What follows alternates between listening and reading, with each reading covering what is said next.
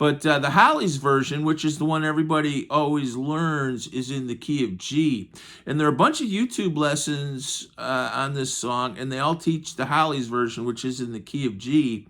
And also, if you Google like lyrics, chords, he ain't heavy, he's my brother, you get all those lyric and chord sheets, and they're also in the key of G. And of course, the key of G sounds great in the key of G, and the Hollies do it in the key of G.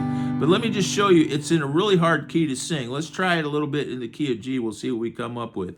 You got that great harmonica.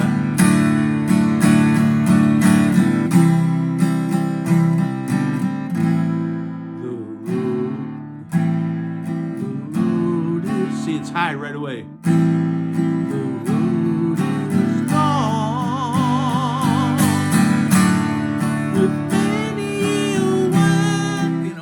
It's one of those things where maybe you can hit it, maybe you can't, but if you're straining to hit something, you're not doing it right, and or it's just flat out too high for your voice. Now, that guy that sings for the Hollies does it in the key of G, and of course, like a lot of great singers, and he is a great singer, he makes it sound easy, but it's not easy. It's kind of like Frankie Valli or some of those guys. They sing so high, and sometimes you don't even realize it because they sound so good and it's so effortless for them. But G is a terrible key to sing. I just wanted to say a couple other things about that song. That song came up in the media in a couple rather interesting, perhaps even unsavory contexts I thought I'd mention.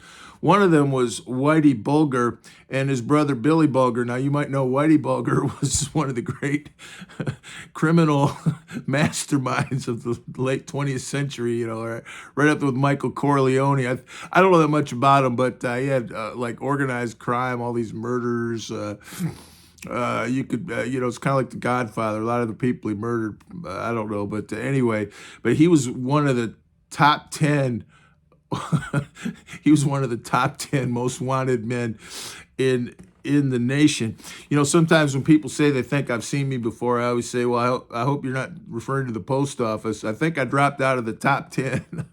I'm being funny, but Whitey Bulger was in the top 10 for a long time of most wanted people. The funny thing is, somewhat counterintuitively, his brother was a very distinguished, respected Irish Catholic politician. I think they both came out of that kind of, I always think of the Kennedys, but kind of Irish Catholic Boston background. Some pretty tough neighborhoods. And Billy Bulger was the president of Boston University. Just had all these high profile, distinguished, respectable jobs. And people were always saying, and Whitey Bulger, the criminal, he had two brothers, Whitey Bulger and Billy Bulger.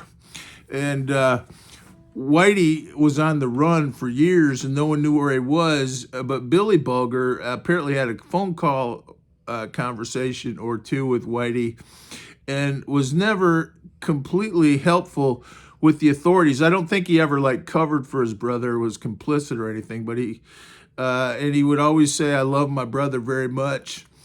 And of course, people were just outraged, like some of those big shark attorneys that they have up there just hated Billy Bulger. And I think they ended up getting him fired over that.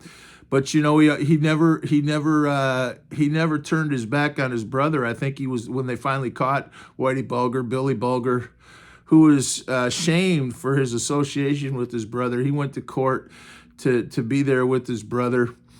And, I always for some reason, I certainly wouldn't want to ever advocate or even condone in any way all the crimes Whitey Bulger did. And I don't really know that much about Whitey Bulger, but that always used to kind of touch me, the love of a brother. They were raised in the same neighborhoods, probably slept in the same room, bunk beds or whatever when they were kids. And he never covered for his brother, but he always loved his brother. And they used to mention this song sometimes. The other example of that, probably among others, was Chris Cuomo and Andrew Cuomo. Of course, Chris Cuomo got fired because when his brother Andrew Cuomo was going through all his travails as the governor of New York, he talked to Chris Cuomo a couple times on the phone asking for advice, and Chris Cuomo was working for CNN at the time, and Chris Cuomo was seen as that was a breach of journalistic ethics for him to talk to his brother. And I sort of thought of that too, and whatever you think about Chris Cuomo, Andrew Cuomo, I don't think it's like a lot of these cases, he was never really convicted of anything. He just, the media onslaught was so massive, he ended up resigning. But anyway, I kind of thought of that song, and even saw several comments, you're always there for your family, and I sort of feel that way about the people I love. No matter what, I would always try to help them, not help them do bad things, but I would always try to support them in a positive way. And but those two cases are both cases where that song was mentioned in newspaper articles, and I always found it kind of touching. So I'm not defending Whitey Bulger or Andrew Cuomo, but to be there for your brother, I thought, in a way that made me kind of respect Chris Cuomo. I don't know what he did or said, but you are always there for your family. Always, Thanks. God bless. Great song. It's a classic 70s mid-tempo ballad. And you do it in the key of D, I think you'll find it a lot easier to sing. Thanks. God bless.